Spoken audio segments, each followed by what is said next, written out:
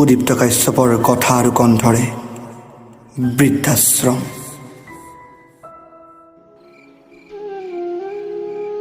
মোৰ সোণটো কাণফুলযোৰ বিক্ৰী কৰি মোৰ মৰাশতো থাকিবলৈ বগা কাপোৰখন কিনিবা। মোৰ মৰম আৰু ভালপোৱাখিনি তোমালৈ পঠালোঁ। বহুত দিন হ'ল তোমাক দেখা নাই। বহুত কষ্ট হয় কথাবোৰ ভাবিলে।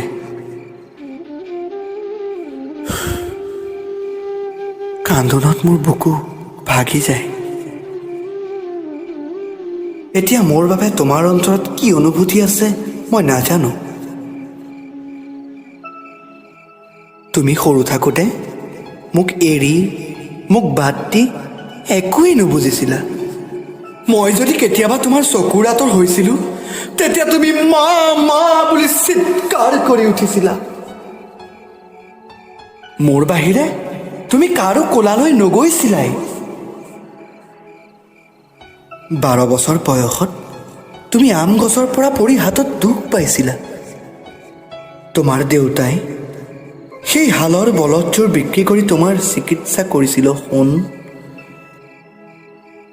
তেতিয়া 3 দিন 3 ৰাতি তোমাৰ কাষত নোখোৱাকৈ মই আছিলোঁ। সেই কথা জানো তোমাৰ এতিয়া মনত আছে? তুমি এক মুহূৰ্ত মোক নেদেখিলে থাকিব পৰা নাছিলা।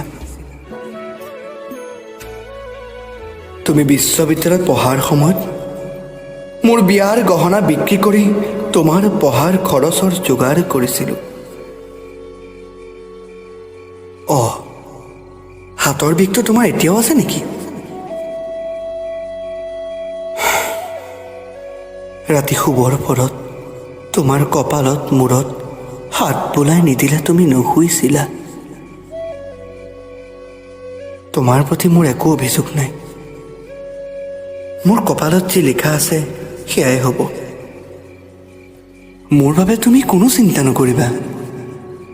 মই ভালকেই আছোঁ।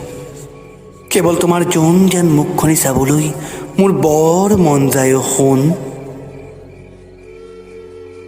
তোমাৰ ভনীজনীৰ খবৰ লৈ থাকিবা। মোৰ কথা সুধিলে ক'বা মই ভালকৈয়ে আছোঁ। মই ঈশ্বৰক অনুৰোধ কৰিছোঁ তুমি যেন মোৰ দৰে কেতিয়াও বৃদ্ধাশ্ৰমত থাকিব লগা নহয়। কোনো এক জ্যোৎস্না ভৰা জোনাক ৰাতি আকাশৰ পিনে চাই জীৱনৰ অতীত, বৰ্তমান আৰু ভৱিষ্যতলৈ ভাবিবা। বিবেকৰ কাষত তুমি উত্তৰ পাই যাবা। তোমাৰ ওচৰত মোৰ এটা শেষ অনুৰোধ আছে। আশা কৰোঁ তুমি মোৰ সেই অনুৰোধটো ৰাখিবা। মই মৰাৰ পাছত বৃদ্ধাশ্ৰমৰ পৰা মোৰ সতনি তোমাৰ দেউতাৰ চিতাৰ কাষতে জ্বলাবা। ইয়াৰ বাবে তোমাৰ কোনো টকা খৰচ কৰাৰ প্ৰয়োজন নাই। তোমাৰ দেউতাই আমাৰ বিয়াত মোক দিয়া কাণফুলযোৰ মই চাদৰৰ আঁচলত বান্ধি ৰাখিছোঁ। কাণফুলযোৰ বিক্ৰী কৰি পোৱা টকাৰে মোৰ শ্মশানৰ কামখিনি কৰিবা। তোমাৰ সৰুকালৰ এখন ফটো মোৰ চিতাৰ কাষতে থৈ যাবা। ফটোখন চাই চাই মনে মনে মই ভাবিম যে এইটোৱে নেকি মোৰ সেই তাহানিৰ